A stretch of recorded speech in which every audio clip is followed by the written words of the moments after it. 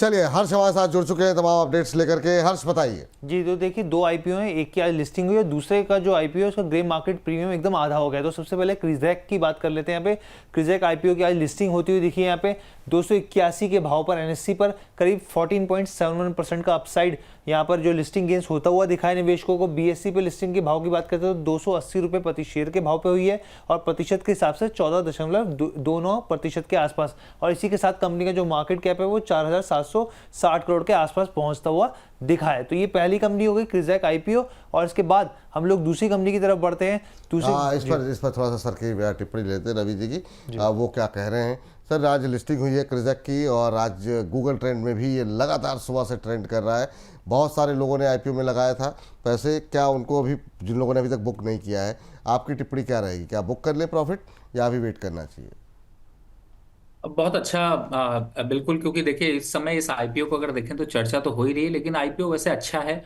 और अगर आपने सिर्फ, देखिए दो मोटिव है, अगर आपने सिर्फ आईपीओ को लगाया था कि आपको लिस्टिंग गेन निकलना है और दूसरे स्टॉक की तरफ बढ़ना है, तो बिल्कुल 100% मौका है आपको यहाँ पर ही 14% का प्रॉफिट लॉक करना चाहिए। और बिलीव करिए कि इतने शॉर्टर पीरियड में 14% का प्रॉफिट मिलना एक अच्छे संकेत है।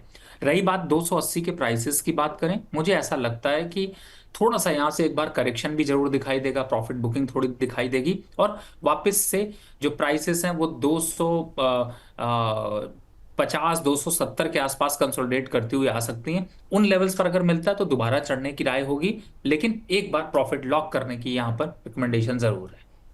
चलिए, और जो लोग लॉन्ग टर्म के लिए वेट करना चाह रहे हैं या फिर जो फ्रेश बाई करना चाह रहे हैं, क्या 14-15% के प्रीमियम पे बाई कर सकते हैं या नहीं करना चाहिए? नहीं, मेरे हिसाब से थोड़ा सा वेट करना चाहिए। और लॉन्ग टर्म के हिसाब से अगर आपने निवेश कर रखा है, देखिए शॉर्ट टर्म पे 14% मिल रहा है, 50% पोजीशन तो निकालनी बनती है। ठीक है, बिल्कुल। चलिए फटाफट जो है आगे बढ़ते हैं और जो आईपीओ का लास्ट डे है उसके बारे में बात कर लेते हैं। जी हर्ष जी, तो देखिए यहाँ पे जो हम लोग यहाँ पे बात करते हैं ट्रैवल फूड सर्विसेज की, और यहाँ पर क्विक सर्विसेज रेस्टोरेंट है, यहाँ पे लॉन्जेस से जुड़ा हुआ इनका बिजनेस है।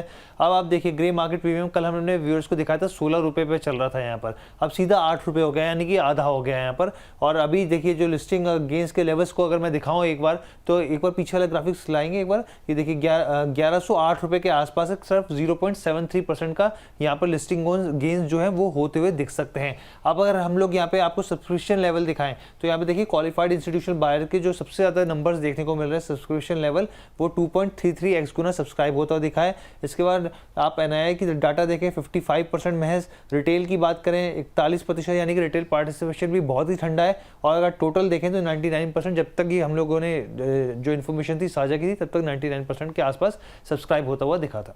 सर फुल्ली सब्सक्राइब तो हो गया, लेकिन रिटेल पार्टिसिपेशन उस तरीके का नहीं देखने को मिला। खासतौर से जो भी हम देखते हैं ओएफएस होता है तो थोड़ा सा अब रिटेल बचने लगे हैं। पहले भी आपसे कई बार बात हुई, आपकी टिप्पणी क्या रहेगी सर इस आईपीओ को लेकर के? देखिए मैं थोड़ा सा जरूर यहाँ पर सोचने की जरूरत समझ रहा हूँ। उसका रीजन सिर्फ एक है, क्योंकि इन्वेस्टर के लिए आजकल, रिटेलर के लिए ना कंपनियां कुछ छोड़ नहीं रही हैं। अगर रिटेलर के लिए कुछ थोड़ा सा छोड़ दीजिए, लालच कम करिए, कंपनियों से ये अपील होगी, थोड़ा सा ऐसा आईपीओ लेकर आइए कि कुछ जो परसेंटेज जो है वो रिटेलर को भी मिल सके, खुश रहता है, अगले स्टॉक में फिर लगाता है। अदरवाइज रिटेलर वही है, आप अगर इस तरीके के आईपीओ लेकर आते हैं 100% वैल्यू पे तो थोड़ा डिफिकल्ट होता है।